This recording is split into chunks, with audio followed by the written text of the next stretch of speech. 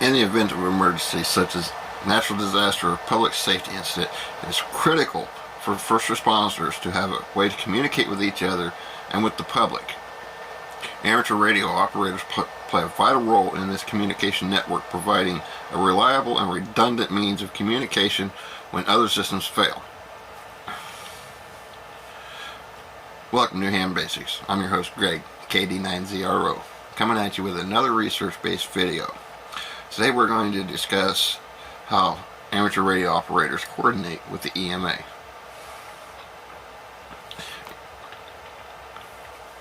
Amateur radio operators are licensed by the Federal Communications Commission, the FCC, to operate radio equipment on designated frequencies. This allows them to communicate with each other over long distance, even when other communication systems are down. In the event of an emergency, amateur radio operators can provide a number of valuable services. Amateur radio operators can set up temporary communication networks to allow first responders to communicate with each other and with their command centers. This is especially important in areas where other communication systems have been damaged or destroyed. Amateur radio operators can also set up temporary communication networks to allow the public to communicate with each other and with emergency responders. This can be critical for people who need to evacuate their homes or who are trying to locate loved ones. Amateur radio operators can also provide emergency information to the public, such as weather updates, road closures, and evacuation orders. This information can be vital for people who are trying to stay safe during an emergency. As a matter of fact, for that purpose alone, I carry my HT in my Go box so I can monitor weather and perform communications at the same time. A lot of radios won't let you do both things, so that's why I carry my HT for weather band, because I can monitor weather band and monitor communications and perform communications simultaneously. In order to be most effective, amateur radio operators need to coordinate their efforts with the local emergency management agency, or the EMA. The EMA is responsible for coordinating the response to emergencies in their community, and they can provide amateur radio operators with information about specific needs of the community. So what they're saying there is, don't just go out there. You're not going to be as effective as you could be, so don't just go out there, set up your radio station and try to help.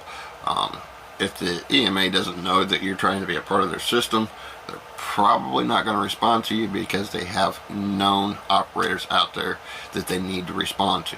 So if you want to help with disasters, even if it's spur of the moment, you hadn't thought about it, a disaster occurred, hey, I can help out, contact the emergency management agency, let them know that you're willing to help, and get information from them. They'll tell you where to deploy and what they need you to do once you reach that deployment location and are ready to operate.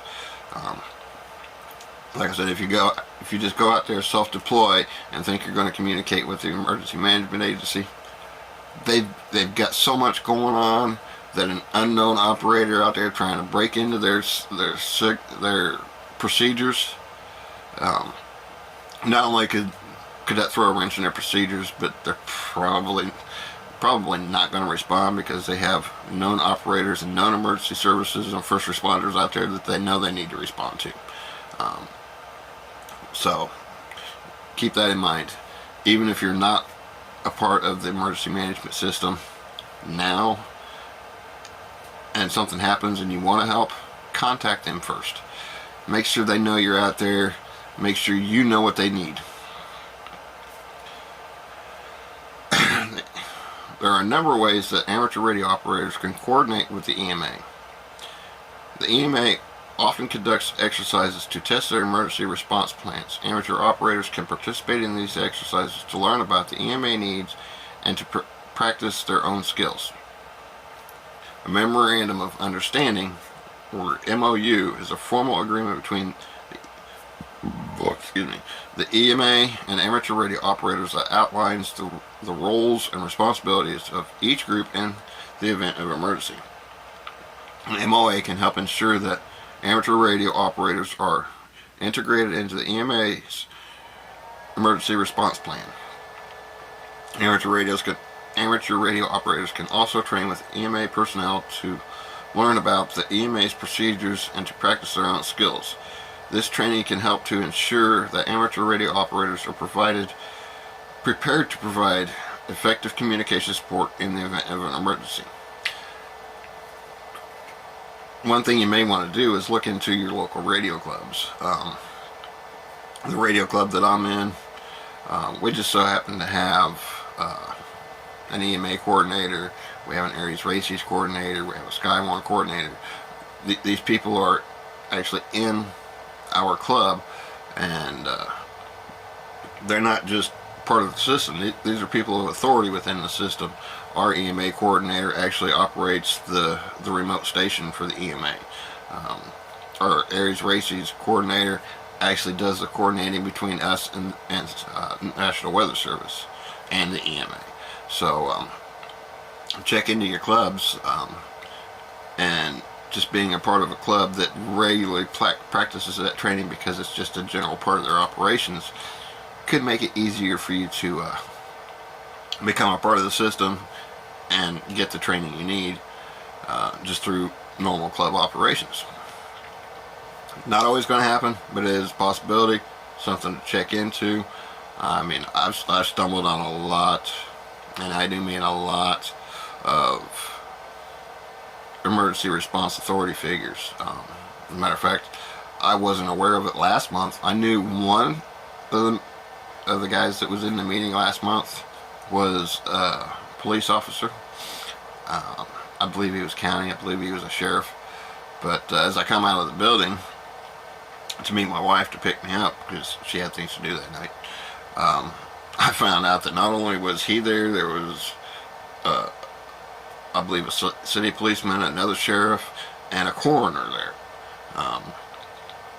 One of our planning commission board leaders is part of our club.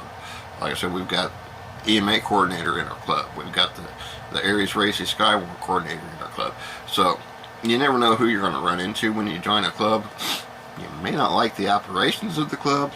That's a whole different video that we discussed in starting and registering amateur radio club, or ham radio club. I can't remember right off how I titled that, but it's in this playlist.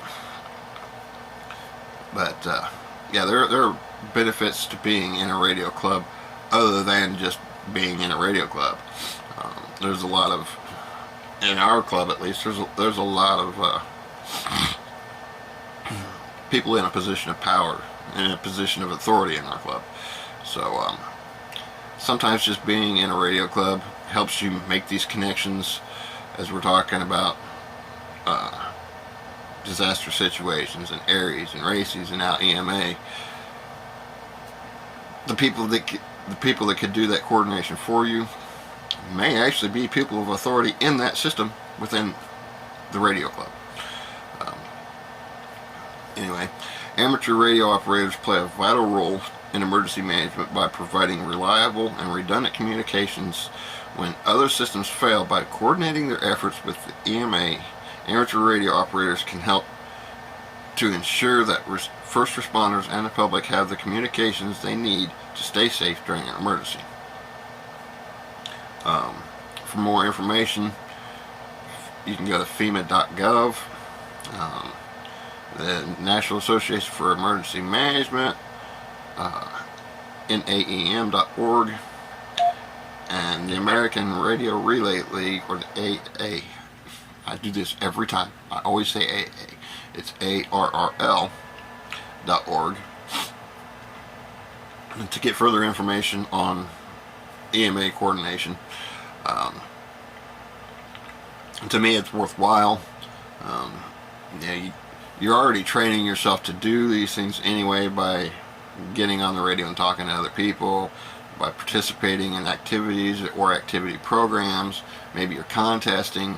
I mean, these are the kind of things that you get information, you get required information, you get out, move on to the next. That's kind of what you do when you're coordinating in an emergency. You get the vital information, you move on. And so you're already doing the training by participating in contests or programs such as POTA and SOTA, and there's lighthouses and all kinds of things that encourage you to go out and do a remote setup, get specific information, and move on to the next person.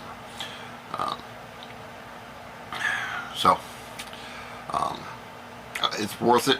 You're already doing the training. It's worth it to get involved with the emergency management agency. They may never need you, but if they do, you're there, you're available. You're already doing the training anyway, just by participating in amateur radio activities.